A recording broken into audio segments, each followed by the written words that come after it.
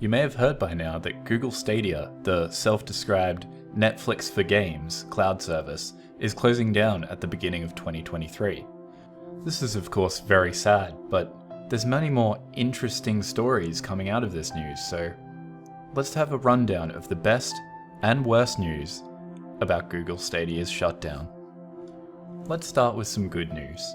Anyone that has bought the Google Stadia hardware items, such as the Stadia Basic Controller, as well as the Founders and Premiere editions, and the Play & Watch with Google TV package, will receive a full refund, although they will only be refunding these purchases if they were made directly through the Google Store, which is unfortunate for those who bought from third-party websites.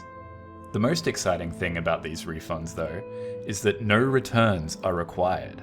All of the owners will get to keep a memento, a piece of gaming history, if you will.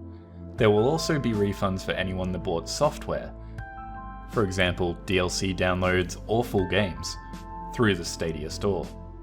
Those who bought a Stadia Pro subscription will not be eligible for refunds, although anyone currently subscribed will be able to enjoy their Stadia Pro sub for free up until Stadia closes on January 18th, 2023. These refunds seem to be going out in waves, and Google state that they're aiming to get all of the refunds out by the time the service is shut down in 2023. Now that the good news is out of the way, let's get down to the nitty-gritty and talk about the bad side of the Stadia shutdown. It's an open secret at this point that working in any form of video game development is just a slow descent into debt and hell, and it seems that Google Stadia was no exception. Kotaku reports that the employees working directly for the company only found out about the abrupt shutdown at the same time as the public blog post was posted. In what can sadly be considered a kindness in this industry, the Stadia VP Phil Harrison sent out an internal mass email with the news, instead of forcing employees to find out through the same avenue as consumers. I guess that's a plus. Though direct employees weren't the only stakeholders who were caught completely unaware by this news.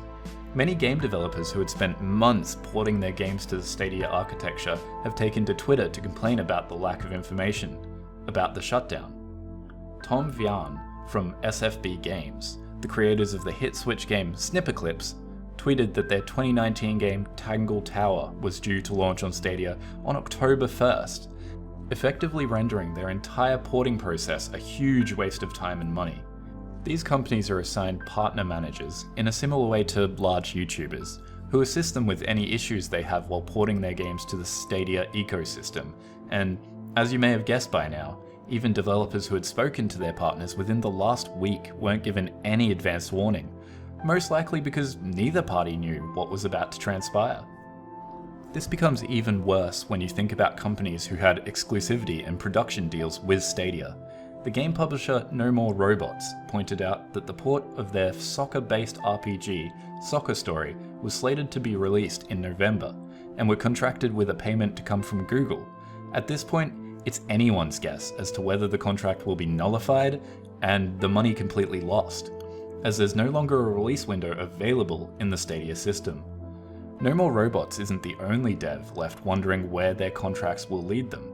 Google made it a point to pay many different studios to port their games to the Stadia ecosystem, promising millions of dollars to companies across the world, including a reported sum of tens of millions of dollars to the developers Bungie, Rockstar, and CD Projekt Red for their games Destiny 2, Red Dead Redemption 2, and Cyberpunk 2077. The much anticipated 2077 sequel to the hit game Cyberpunk. But many of these contracts seem to be set to pay out at the launch of the game on Stadia, and with no Stadia platform, developers are unsure whether the contracts will hold up. As an Australian myself, I had a strong feeling that Stadia and other cloud-based gaming services like Nvidia's GeForce Now and Amazon's Luna would not last forever. It's still too early in the internet and streaming lifecycle for such a huge bandwidth requirement. Thanks to constant setbacks by the government, some people in Australia are still stuck on cable or ADSL2 lines, meaning they would be physically incapable of using even the lowest quality version of these services. and I have no reason to believe that we, as a country, are the only ones in this kind of boat. What are your thoughts on the abrupt end to Stadia and the shaky ground on which its successors now stand? Will more of these cloud services be shut down in the near future? Are they all wasting their time? Tell me in the comments below, and subscribe to get more technology videos on Technology Torrent.